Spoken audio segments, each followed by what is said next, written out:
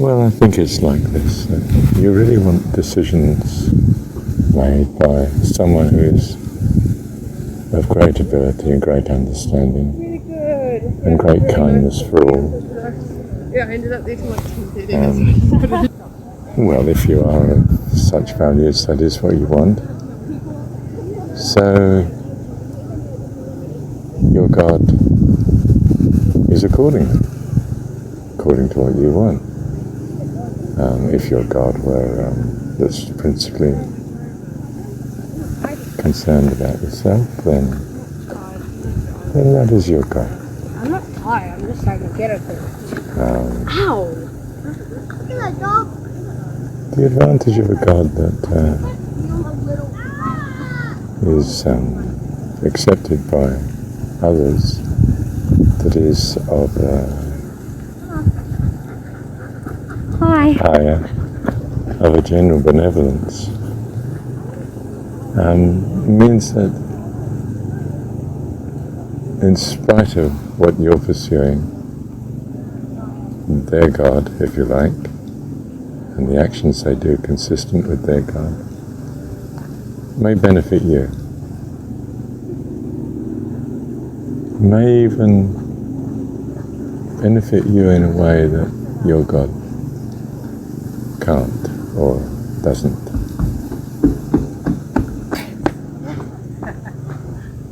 There's a very long bridge. It's almost like a boardwalk. And as you can tell, I'm sitting on the path that goes around the Hamilton Lake. So I say hello to a few people and pause while they pass because because I'd lose my thoughts anyway while I'm focusing on them. Hi. And so which God would tend to dominate as regards what happens as far as human initiative at least is concerned, and perhaps, well, certainly from that perspective, would be the God that is common to most of them, and is hello, in some sense dominant in the outcomes that come about. So I think I've got a theory that the dominance, even if all the gods were equal in ability and understanding, the dominance would tend to come from the majority then. Hi. The majority then that held the benevolent view, because they would be in more harmony with each other.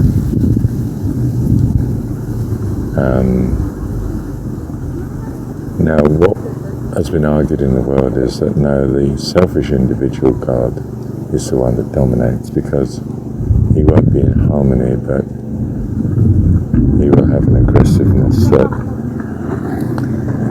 beats the others. I don't think so. I think that the cooperation that would be generated by the benevolent God holders, well, their actions are consistent with one another, and therefore if their gods are even equal in understanding, they would tend to have the upper hand. I hope I have like a cute little bump like Mashara. I don't want to look like In other words, I'm arguing that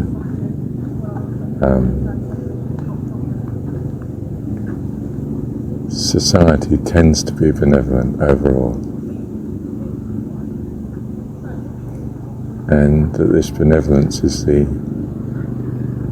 root cause of societies surviving compared to other societies. That these societies that do survive and dominate in the end are, if you like, dominantly benevolent, and dominate because of that.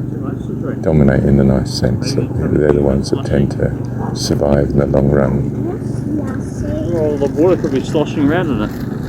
Just don't drink too much.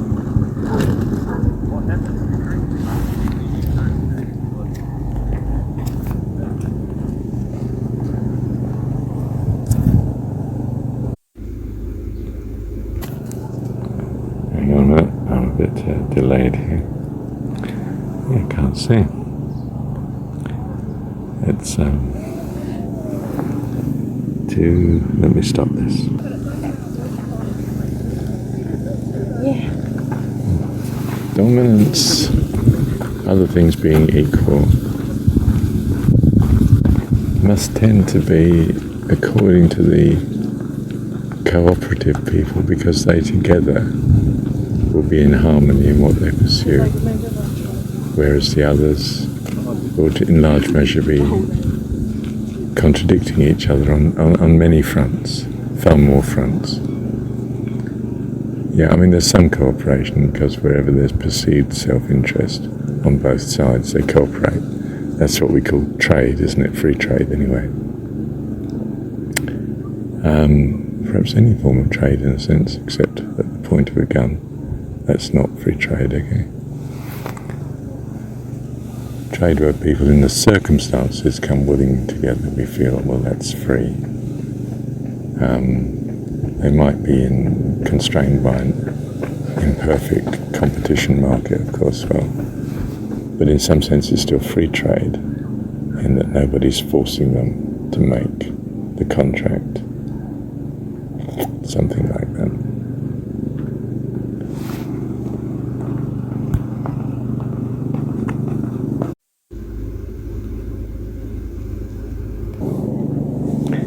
Right. So I think I have a drift that argues that cooperation is inevitably the long run behaviour of creatures, at least thinking creatures, and perhaps from the survival point of view, even non-thinking creatures, cooperation, or at least similarity of behaviour, and of a behaviour that is in the interest of the group, which looks like cooperative behaviour but could just be a survived state that they've arrived at, without having any concept of ethics or correctness, you know. They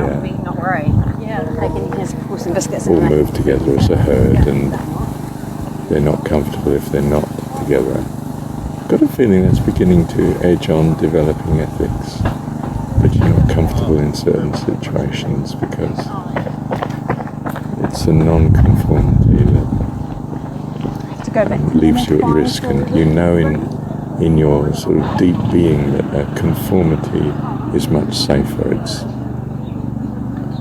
almost as if you knew that's why you survived, by being in a herd rather than easily picked off on your own. So I've got a feeling good ethics may develop from simply an evolutionary type theory. That doesn't mean to say that it's not of God. I mean, perhaps the evolutionary process is of God. Why not? If you're willing to think that a person or a plant or a rock is in some sense there because of God, why not the processes like the seasons and emotions and values and language and so forth? You know, the great Hindu seer who said, if you know my language, you know my God. Yeah, interesting one. Now, I can't really see my phone, so this is very broken up. Hang on. Well, by that definition, we value values. I mean, if you imagined God with different values, supposing he enjoyed wiping everything out and destroying it all, well, you wouldn't exist quite quickly. You'd be pursuing a self-destruct. So we do, by definition, value something about values. Values that will preserve at least yourself or life, or something that you value. And if it's not including yourself, then in the end, you won't exist. The thing that you value might exist, but only if it values itself as well. That's what it pursues. So by definition then, values must include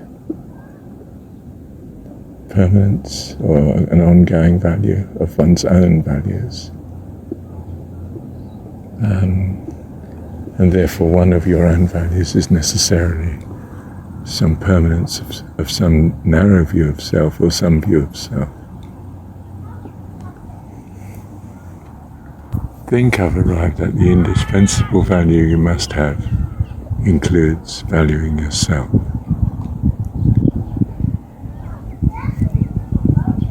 And if you find that valuing others is consistent with that, then it can include valuing others.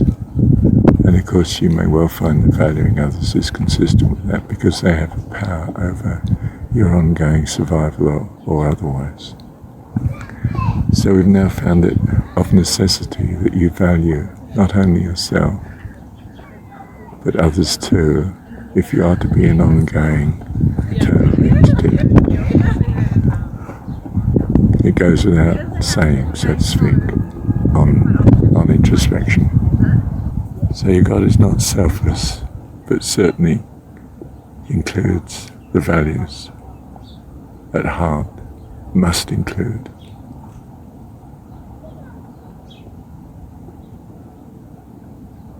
A valuing of your own existence and other people's existence, if you truly value your own existence because you want your own existence to be ongoing. And if you find that is consistent with at least certain others existing, then that's what your values are.